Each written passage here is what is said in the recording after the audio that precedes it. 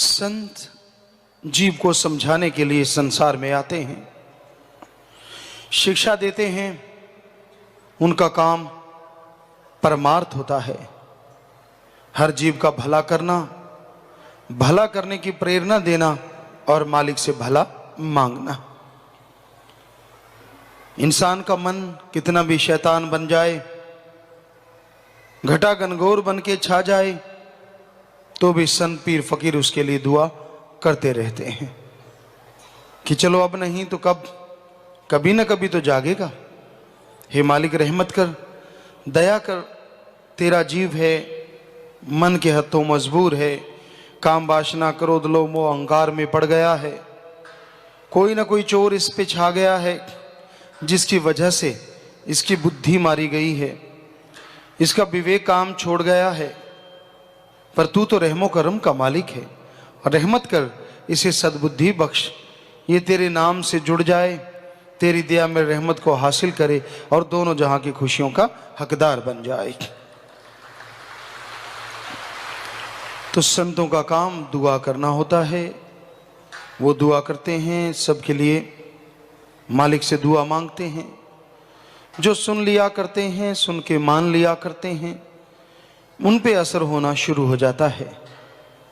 तो मालिक का रंग, वो अनमोल रंग जिसके लिए देव फरिश्ते तक तड़फते हैं, मालिक से दुआ करते हैं कि हमें भी मनुष्य शरीर दे ताकि हम तेरे नूरी स्वरूप को देख सकें, तेरी दया में रहमत को हासिल कर सकें। वो दुआ करते हैं, प्रार्थना करते हैं।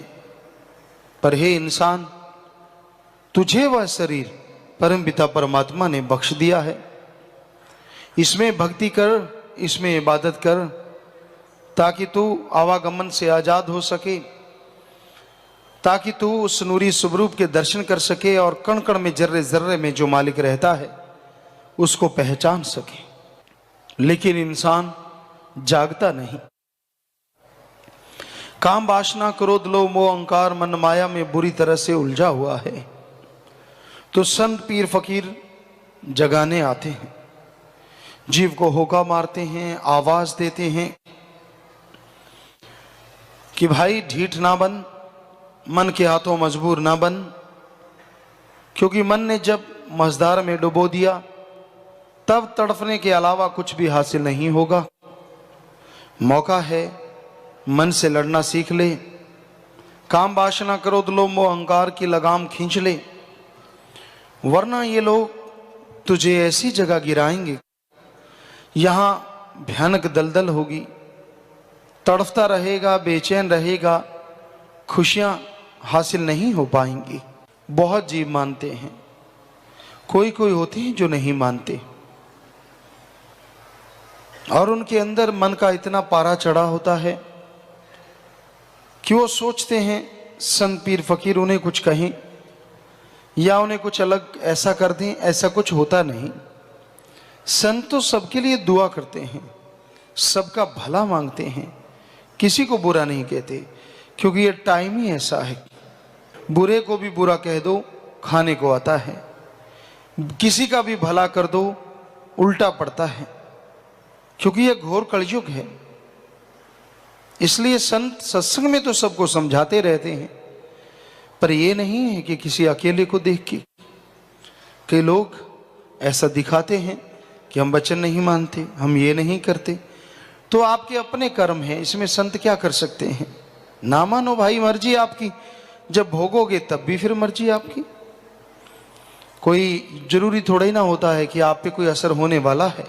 क्या पता किस पे कब, जिसकी वजह से आपका वो हाल हो जो आप सोचा भी ना हो, क्या पता उसकी न्याय की तलवार कब चल जाए। तो संत किसी से कोई पर्सनल दुश्मनी नहीं रखते। कोई संतों का किसी से बद्दुआ देने का कोई मतलब नहीं होता, लेकिन वो बताते जरूर हैं कि ऐसे कर्म करने से ये फल मिलने वाला है। अब डॉक्टरों के पास जाओगे तो क्या डॉक्टर बताएंगे नहीं कि ये टेबलेट ले लो भाई, करोसिन ले लो, फला ले लो, बुखार उतर जाएगा, एबल ले लो, नजला कुछ देर के लिए थम जाएगा, एलर्जी रुक जाएगी। तो उनका तो काम है बताना, आगे जी माने ना माने उसकी मर्जी। तो संतों का काम तो बताना है, इसमें हेंकड़ी वाली कौन सी बात है?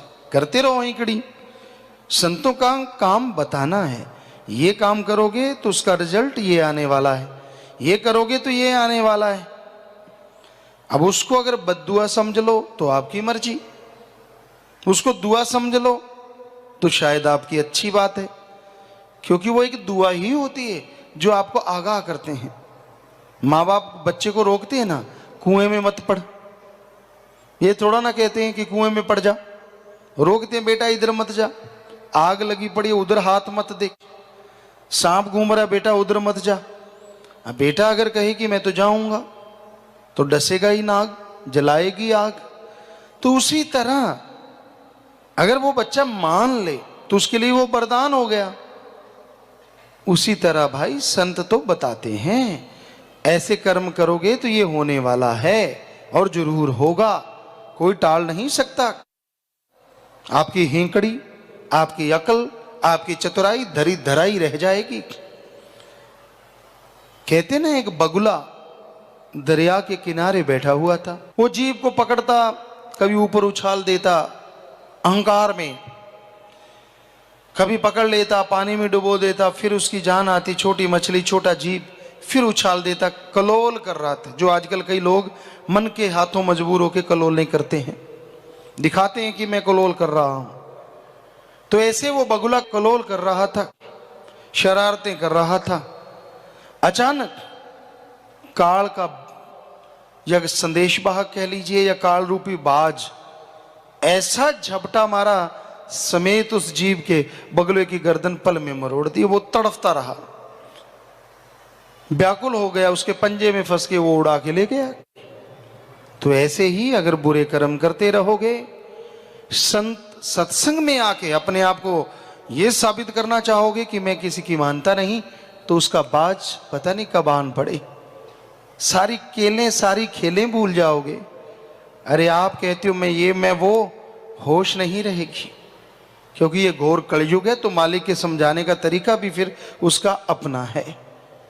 इसलिए हम तो आपको हाथ जोड़ के विनती कर सकते हैं, क्योंकि आप अपनी मर्जी के मालिक हैं, आप किसी के गुलाम थोड़े ना हैं।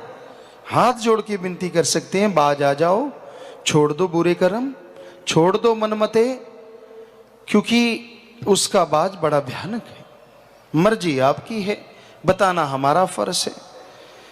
क्योंकि जो कहा करते थे देख लेंगे देखेंगे फलां होगा, उनका हाल बड़ा बुरा हुआ। तौबा की तो मालिक रहमत करते हैं, इसलिए तौबा करनी ही ना पड़े, क्योंकि सब कुछ गवा के तौबा करी तो क्या करी। तो पहले ही तौबा करो, छोड़ दो बुराइयों को, छोड़ दो बुरे कर्मों को, क्योंकि बुरे कर्मों का फल बुरा जरूर होगा। टाइम लग जाता है, समय लग जाता है, लेकिन भोगना पड़ता है। इसलिए अच्छे नेक कर्म करो, भले कर्म करो, परमार्थ करो, सुमरन करो, मालिक से मालिक को मांगो, और परमार्थ करने वालों का साथ करो, संग करो। जो सेवा करता है, जो उसका साथ देते हैं, वही सच्चे रिश्तेदार होते हैं, वही सच्चे दोस्त मित्र होते हैं। अगर आप परमार्थ करते हो, सेवा करते हो, भले कर्म करते हो, आपको कोई आके रोकता है, आपको कोई टोकता है, वो आपका मित्र नहीं, असली दुश्मन है, जो मित्र बन के आपको धोखा दे रहा है। एक बार एक फकीर था, वो किसी शहर में गया तो पूछने लगा, भाई यहां सबसे ज्यादा धर्मात्मा राम नाम में सबसे आगे वाला कौन है? कौन है जो सबसे मालिक से प्यार करने वाला है? कोई ऐसा संत, कोई ऐसा मालिक का नाम लेने वाला भक्त, कोई तो नाम बताओ। तो उन्होंने किसी शाहूकार का नाम बताया कि फलां शाहूकार है, कारोबार भी अच्छा है, बाल बच्चे भी हैं। तो कहने लगे कितने बच्चे हैं? कहता चार बेटे हैं। कहता फिर भी भक्त है? कहते हाँ जी, घर गृहस्थ में रहता भी भक्त है। कहने लगे ठीक है। वो शाहूकार कि पास गया पूछते पछाते, शाहूकार अपनी दुकान में बैठा था। तो उस महात्मा ने जाके पूछा, जो कि फकीर था, इतना पहुंचा हुआ नहीं था, कि आप फला महात्मा हैं? कहने लगा, जी अहो भाग्य है, महात्मा तो आप हैं, मैं तो एक छोटा सा एक दुकानदार हूं, आप मेरी दुकान पे पधारे हैं, मेरे अहो भाग्य। कहने लगा, महात्मा को थोड़ा अहंकार आ गया, ये तो मेरे को इतना बोल रहा है। कहने लगा, आपके बेटे कितने हैं? कहने लगा, 2 बेटे हैं। महात्मा को गुस्सा आ गया, बड़ा गुस्सा आया कि मैं पूछ के आया हूं, इसके तो 4 बच्चे हैं और ये कह रहा 2 बच्चे हैं। गुस्सा आ गया, कहता तू झूठा है, पाखंडी है, कोई राम नाम लेने वाला नहीं, ये वो जो मुंह में आया बकता गया। क्योंकि आदमी जब अहंकार और मन के घोड़े पे सवार होता है ना, बड़ा अनाप शनाप बोलता है। जब क्रोध आ जाता है, अगला पिछला कुछ भी देखता नहीं, फिर जो मुंह में आ गया दाड़ दाड़ दाड़ दाड़। तो वो शाहूकार चुप बैठा रहा, वो फकीर बोलता रहा। कुछ बोलने के बाद जाने लगा, मैं जा रहा हूं, मुझे कोई मतलब नहीं। कहने लगा, बात तो बता, तुझे क्या हो गया? कहने लगा, आपके बेटे तो 4 हैं, मैं पूछ के आया हूं, और आप कह रहे हैं कि 2 हैं, आप झूठ बोल रहे हैं। तो वो शाहूकार मुस्कुराया, कहता फकीर बैठ गया। कहता बेटे तो मेरे 4 हैं, लेकिन 2 को तो मैं मरा हुआ मानता हूं। कहने लगा, क्यों? कहता जब भी राम नाम की बात आती है, अल्लाह मालिक की बात आती है, परमार्थ की बात आती है, वो गाली गलौज करते हैं। 2 बेटे मेरे ऐसे हैं जो मेरा साथ ही नहीं देते, बल्कि राम नाम में मेरे साथ जाके सत्संग सुनते हैं, संतों के वचनों पे अमल करते हैं, उनकी वजह से मैं सुखी हूं और सतगुरु को मानने वाला हूं। जब ये बात सुनी तो फकीर नीचा हो गया कि वाकई ये तो वाकई बहुत अच्छे भक्त हैं, महात्मा हैं, मैं तो ऐसे अहंकार कर रहा था, हकीकत तो यही है। तो यार दोस्त भक्तों, साथ संगत जी वही है, रिश्ता नाता वही है जो राम नाम में आपका साथ दे। क्योंकि राम नाम में कोई बुराई नहीं है, जो भी कोई राम नाम में चलता है, अच्छाई नेकी में चलता है, उसका नाम अमर हुआ है, हो रहा है और हमेशा होता रहेगा। लोग उसके नाम की जय जयकार करते हैं, लोगों के दिलो दिमाग में उनका नाम बसा हुआ है, और वो खुद अपनी आत्मा का रक्षक होता है, आवागमन से आजाद होता है और कुलों का उद्धार कर देता है। जो निंदक बन जाते हैं, जो पाप कर्म करते हैं, कोई भी धर्म ले लो, कोई भी पवित्र ग्रंथ ले लो, उसमें लिखा पड़ा है उनका वो हश्र होता है कहने सुनने से परे। हम किसी का नाम नहीं लेंगे। कोई यहाँ पे एक सज्जन आए थे, एक परिवार आया था, मालिक से दुआ तो की कि वो ठीक हो जाए, शायद मालिक ने रहमत की हो। तो उसके परिवारों ने आज से 300-400 साल पहले, 500 साल पहले किसी पूर्ण गुरु की निंदा की थी, और उनका हश्र ये हुआ कि उनके लोग आप अब तक देखो 400-500 साल हो चुके, अब तो हो सकता है बेपरवाह जी ने रहमत कर दी हो, कुछ कह नहीं सकते। जितने भी उनके परिवार के लोग होते हैं, चाहे लड़के लड़कियां, कोई भी पागल होते हैं, फिर उनका हाल बीमार होते हैं, मसल डेड होते हैं, और फिर उनकी मौत होती है। आप क्या समझते हैं? आप हेंकड़ी जमाते हैं, ये कर ले मेरा क्या कर लेगा? वो राम है, तेरे जैसे अरबों को बनाने वाला है। अगर तू उसके किसी भक्त की, फकीर की निंदा करता है, फकीर कुछ नहीं करेंगे, उन्होंने तो दुआ करनी है। पर अगर जिसके अहंकार के बूते पे तू उछल कूद रहा है, तो फकीरों का भी कोई खसम है, भक्तों का भी कोई खसम है। वो तो देख रहा है ना कि मेरे बच्चे को, मेरी औलाद को ये बिना वजह इतना कुछ कर रहा है, फिर कुलों का ऐसा बुरा हश्र होता है। और आज के युग में तो हाथों हाथ जीव को पता चलता है कि भाई तूने ऐसा किया और ऐसा हो रहा है। बहुत लोग ऐसे बाद में मुआफ़ी मांगते हैं, बुरा कर्म करके, गुनाह करके पश्चाताप करते हैं, फिर भी बेहतर है कि वो जाग जाते हैं और तौबा कर देते हैं कि मैंने बुराई छोड़ दी, तो उनका मालिक उद्धार जरूर कर देते हैं। वो बख्शनहार भी है। जीव सच्चे दिल से कबूल कर ले, तौबा कर ले, तो उसके सारे पाप कर्म काट भी देता है। पर जो कोड़ किरले की तरह गर्दन अकड़ के रखते हैं ना, मेरा क्या कर लेंगे, मेरा ये, मेरा वो, तो भाई फिर पता नहीं होता ट्रैक्टर के पीछे डिस्क है कितने टुकड़े हो जाएं। हम ये नहीं कहते कि हम कोई बद्दुआ दे रहे हैं, हम तो कर्मों का नतीजा, रिजल्ट बता रहे हैं। जैसे कर्म करोगे फल भोगना ही है। ये ना इंतजार करो देखेंगे क्या होगा, क्यों इंतजार कर रहे हो कि ऐसा कुछ हो गया तो फिर आप थोड़े ही ना देखोगे, आपके आसपास वाले देखेंगे। तो बुरा कर्म ना करो। निंदा तो अपने माँ बाप की, भाई बहन की, किसी की भी ना करो, क्योंकि निंदा भली किसी की नाही, मनमुख मुग्ध करन, मुंह काले तिन निंदका, नरके घोर पवन। गुरु सहवानों के ये वचन है। हिंदू धर्म में पवित्र रामायण में भी लिखा है कि जो निंदा करता है वो 100 गौ घात करने के से भी बढ़ के महापापी है।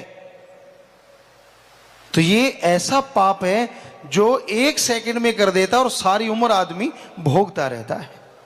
इसलिए भाई कभी किसी को बुरा ना कहो। बुरा कहना है तो अपने मन को कहो जो आपको टिकने नहीं देता। बुरा कहना है तो अपनी बुराइयों को कहो। मालिक से मौत मांगना, मालिक से कोई बुरी चीज मांगना, ये भी आपका मन अहंकारी है। मालिक से जिंदगी मांगो, बेहतर जिंदगी मांग लो।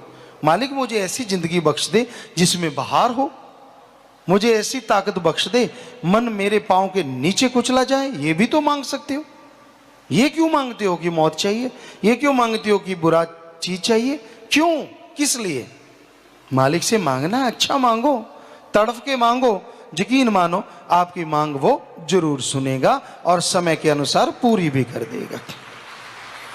इसलिए कभी नेगेटिव नहीं होना चाहिए, पॉजिटिव। हमेशा मन से लड़ने की प्रेरणा लो, हमेशा आत्मबल के साथ जी के देखो, जरूर नजारे मिलेंगे। अब क्या पता था 2-4 दिन पहले कितनी गर्मी पड़ती थी, अब देखिए बहार बनी हुई है। अब अगर यही मांगते रहते मालिक ऐसी गर्मी से तो उठा ले, मालिक उनको उठा ले, तब बाद में बहार बनी हुई। तो क्यों ना बहार ही मांगी जाए कि मालिक बहार ही दे दे। उठाने को कौन सा तीर मार देगा, वहीं भी तो उल्टा लटका देना है और इतना बुरा हाल होना है कि कहने सुनने से परे। यहां तो कुछ भी नहीं, थोड़ा सा मन हावी होता है और तू चूंचरा करता है, वहां तो तेरी कोई चलेगी नहीं, यहां तो हेंकड़ी मारता है, वहां किसको दिखाएगा? तू सोचेगा मैं किसी को दिखाऊं, कोई देखने वाला नहीं होगा। इतना तड़फेगा, इतना व्याकुल होगा, अरबों खरबों गुना तसीहे होंगे जो कहने सुनने से परे। अच्छा है ऐसा सोचना, कभी आत्महत्या की सोचो ना। आत्मघाती महापापी, उसको कभी कोई खुशी नहीं मिलती। इसलिए मालिक से दुआ मांगो कि मालिक ऐसा कर्म मेरे रास्ते में ना आए तो मुझे रहमत कर, मैं उस पर अमल ना करूं, मेरा वो कर्म कट जाए। सुमरन करो, भक्ति करो, इबादत करो, ताकि उन कर्मों से बच सको। तो भाई संतों का काम तो समझाना है, वो तो जीवों को समझाते रहते हैं। सुन के जो अमल कमाते हैं, खुशियां हासिल वही कर पाते हैं। मालिक के राह पे चलना, मालिक की भक्ति इबादत करते जो कुर्बान हो जाते हैं, उनका तो कहना ही क्या। इस रास्ते पे चलना कोई आसान काम नहीं है। भाग्यशाली जीव होते हैं जिन रास्तों पे चल के मालिक से ओढ़ निभाते हैं। तो भाई अपने अहंकार को लगाम दो, कहीं ऐसा ना हो कि आप वैसे ही रहो और आपके वो प्यारे जिनसे आप बेइंतहा मोहब्बत करते हैं आपका साथ छोड़ दें, या कुछ ऐसा हो जिससे आपको वो तकलीफ हो, कोई ऐसा कर्म आप पे पड़े कि आप लाचार हो जाओ, अपंग हो जाओ और वो हश्र हो जो कभी आपने कल्पना भी ना की हो। तो ऐसा कर्म मालिक लाए ना किसी पे, यही मालिक से दुआ है। लेकिन आप पाप कर्म ना करो, बुरे कर्म ना करो। सत्संग में अगर कोई चल के आता है तो दीनता धारण करो। यहाँ बहुत लोग आते हैं अहंकार में डूबे हुए, तरह तरह के ख्याल, जिनको नहीं पता उनका तो ये होता है, पर जिसको पता है, हाथ में दीपक कुएं पड़े, पता है कि ऐसा नहीं करना चाहिए, जानबूझ के करेगा तो भरेगा। भाई फिर रोका कैसे जा सकता है? रोकने का तो एक ही तरीका है, तौबा कर ले कि मालिक मैं आइंदा ऐसा कर्म नहीं करूंगा, बुरे कर्म नहीं करूंगा। सच्चे दिल से तौबा कर लेगा तो बच सकता है, वरना हशर ऐसा होता है कहने सुनने से परे। सो आपसे प्रार्थना है, बुरे कर्म छोड़ दो, बुरी सोच छोड़ दो, ना करो ऐसा। क्या मिलता है ऐसा करने से? मांगना है तो मालिक से मालिक को मांगो, मांगना है तो परम शांति मांगो, मांगना है तो परम मुक्ति मांगो। जीते जी आवागम गम दुख दर्द चिंता रोगों से मुक्ति और मरने के बाद आवागमन से मुक्ति।